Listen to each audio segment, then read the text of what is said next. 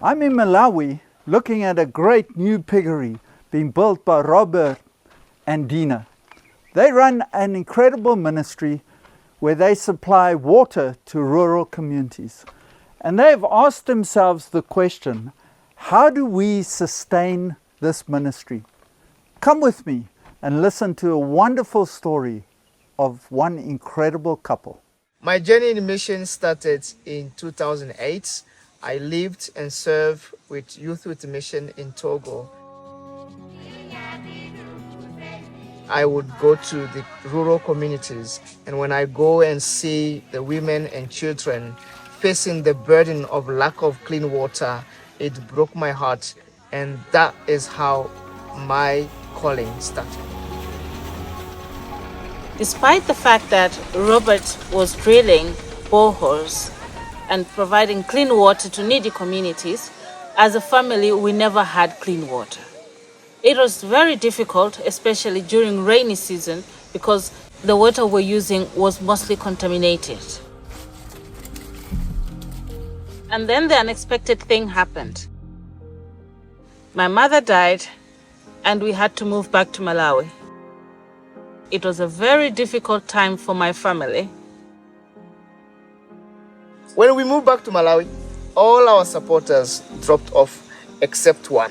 But that wasn't enough to sustain our family. We didn't want to stop serving in mission.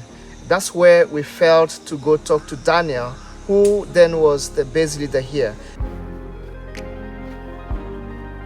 Dina was one of the first Malawians who heard God's call to go as a YWAM missionary overseas. When she came back from Togo with Robert, I knew from my experience of planting YWAM bases across southern Africa that they were a quality couple that we couldn't lose from the mission. I met together with the Malawian base leadership team, and we agreed that it was better to have Robert part-time in Youth with a Mission and also farming than lose them altogether. We agreed on serving the base 3 days a week and working on the farm 2 days a week to help sustain ourselves. We started with 2 pigs, and over the years we have grown to 68 pigs. But in order for the vision to grow sustainably, we knew we needed a new piggery, which is going to host over 200 pigs. And the piggery has been designed in the way that it can help prevent contamination. Because pig diet consists of 80% water, we have installed pig nipples to ensure constant clean water.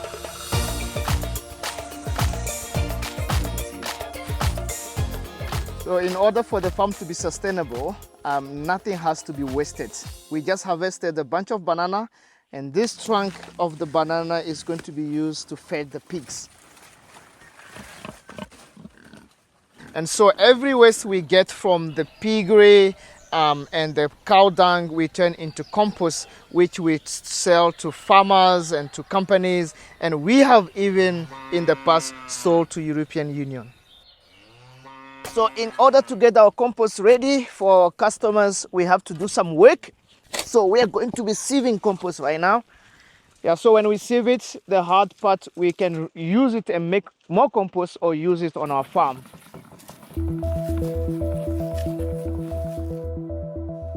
So Robert and I noticed on social media that people are looking for fresh flowers, mostly for special events and weddings. So we thought, why don't we give it a try? And we did. Though that was beautiful, we looked for more ways of being sustainable as a family. Then I had the idea to open a beauty salon that's small and sustainable. This enterprise has given Dina, my wife, the opportunity to show her creativity and to interact with women in the marketplace. So part of our strategies to sustain ourselves in mission is tree planting. And here on the farm, we have decided to plant pine trees. And right now, we have over 500 trees.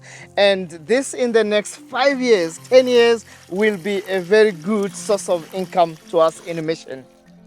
We have been very intentional in our choice of crops and planning so that every part of our farm can be productive. Green beans are a good crop to plant because they are hardy and quick to mature. Another viable source of income on the farm is beekeeping. And when we harvest the honey, we get over 10 kilograms of honey, which we sell to our neighbors and in the marketplace. You know, Robert gets more done in 3 days than a lot of people get done working full time.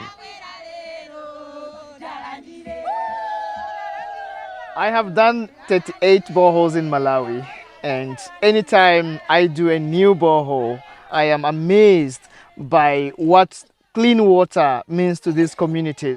Before we find this borehole, we walk 2 kilometers in order to find water. But now we are happy because we have this borehole. This water is like life to us. People say, yay! Today, Robert still provides clean water to needy communities, while together fulfilling our God-given calling and sustaining the mission.